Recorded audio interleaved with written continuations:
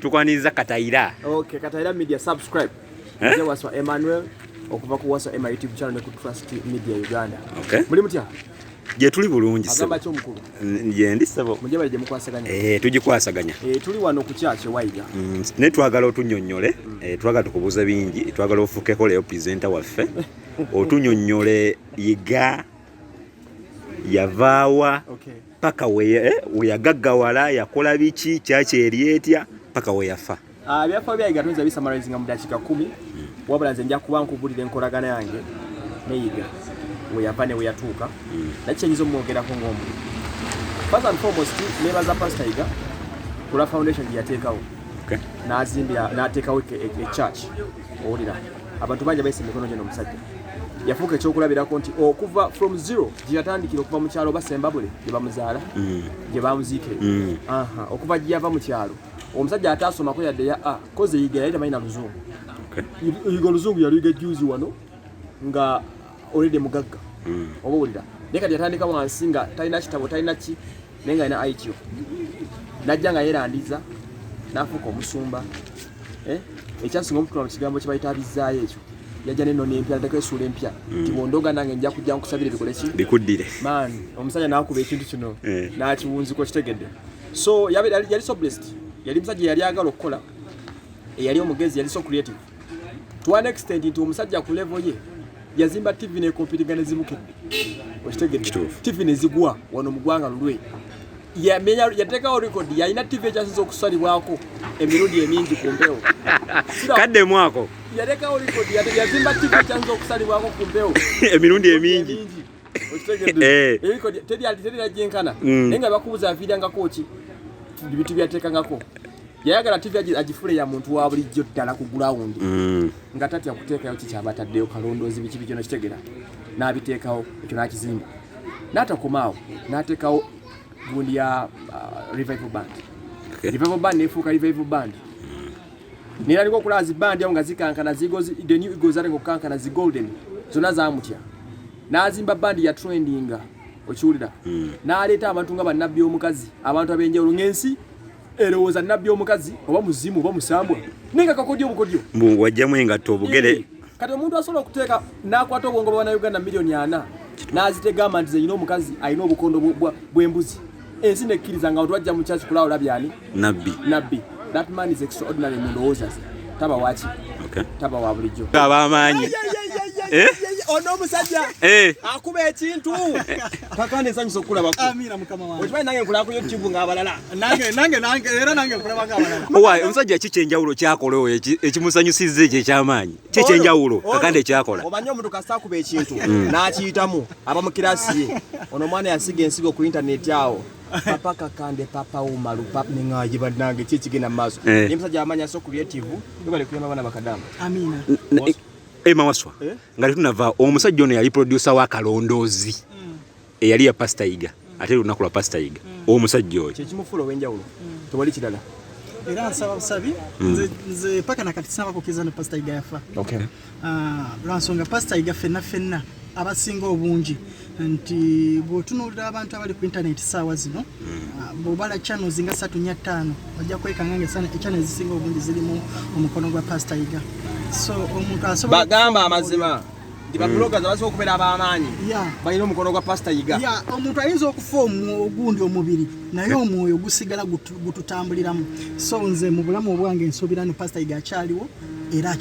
akyalivinga kakodyo ki kewakozesanga mu biseera bye nga mukyakola babiri ku programu ya Kalondoozi mulyoke mufuule Aisha okuba owakabi nga ne watambule wantu Aisha bamusinza businzi sisobola gamba nti no kakodyo naye kyesobola okugamba kiri kimu nti Pastor Yiga yali musajja yali creative nnyo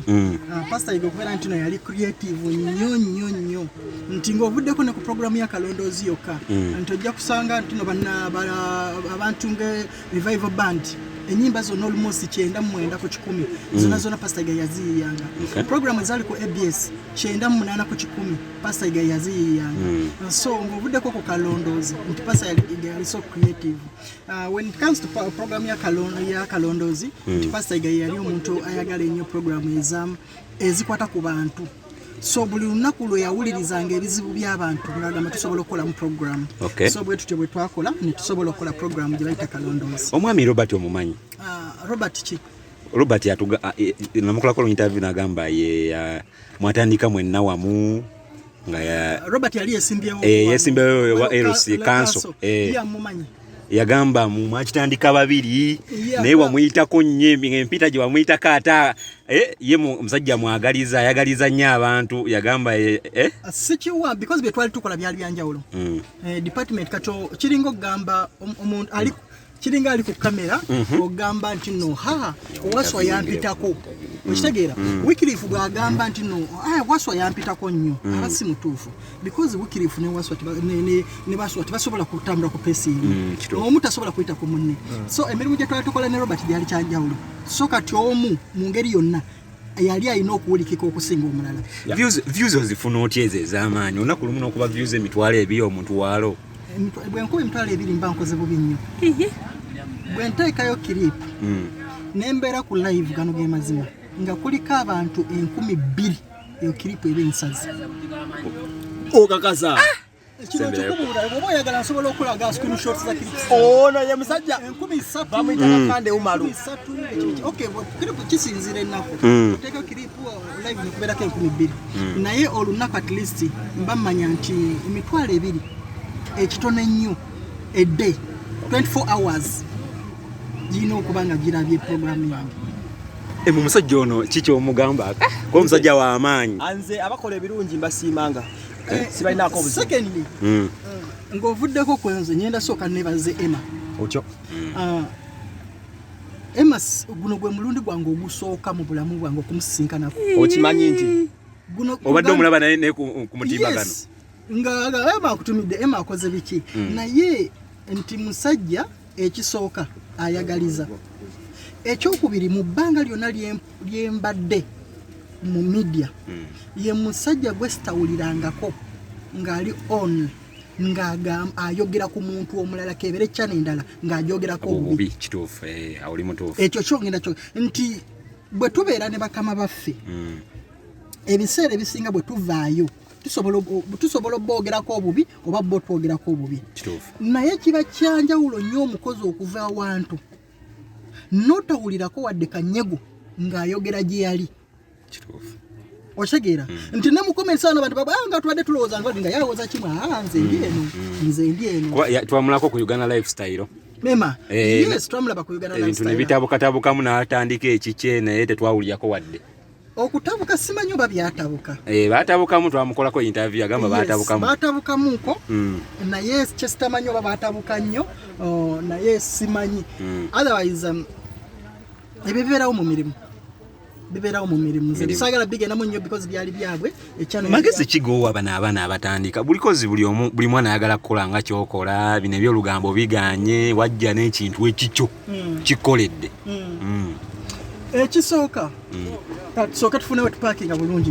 kigowa abaana bano abatandika views ziganye gozifuna tugenda olaba wali eri zuula amazima w'amaanyi nga bw'otandisa okugamba nti buli muntu avaayo ng'ayagala kukola ekyo kyenkola ekyo kiba kikyamu omanyi buli lwojja ng'oyagala okukoppa kiba kiraga abalabi ku bibiri kubeerako fake ate sisuubira ebiseera ebisinga fake yo yaba avudde mu original kati gwe buli lwojja ng'oyagadde okulaga abantu nti njagala okukola nga gundi ebiseera ebisinga oyinza obutakola nga gundi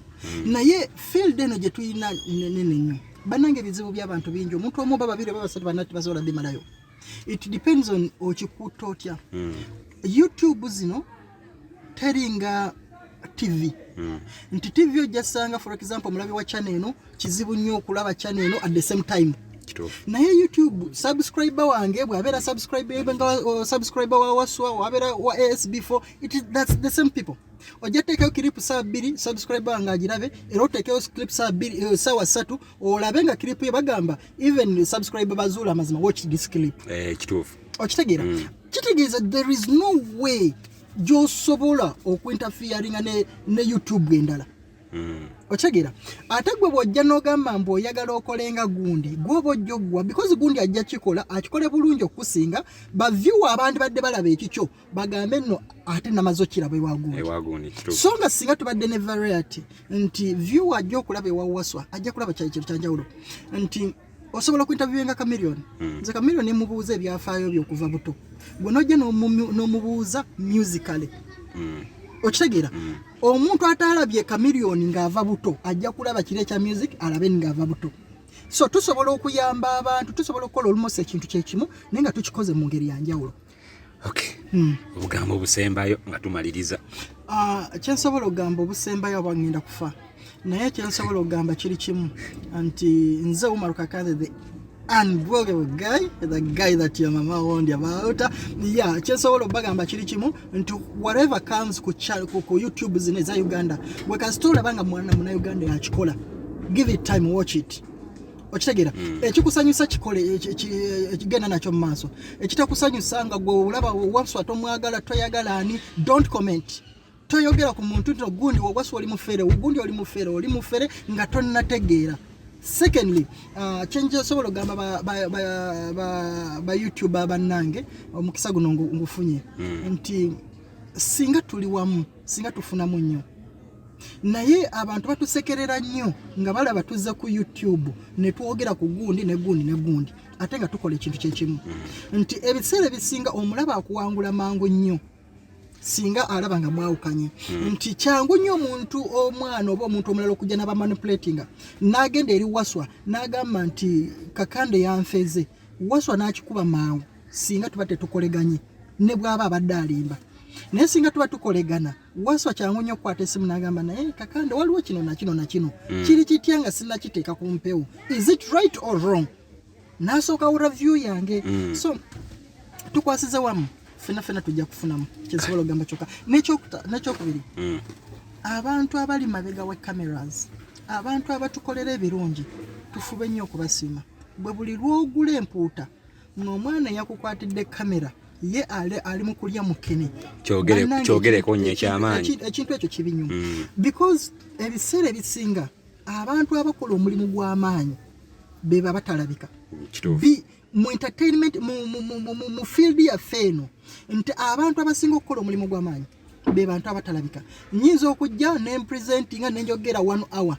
waliwo omuntu ajja okutuula 4-5 hours ng'ali mu kuyita mu programu eyo agieditinge agiexportinge agiteekeyo nze nakoze 1 hour ye agenda kukola 5 hours. Are you getting me? So omuntu oyo bwe buli lwotambula n'omuntu n'alaba oguze akagaali yakyaliku akyatambuza bigere oguze pikipiki yakyatambuza bigere ozimbye obuyumba yakyapangisa gwe muli mu mutima tolowooza n'omuntu oyo abakulowoleza bulungi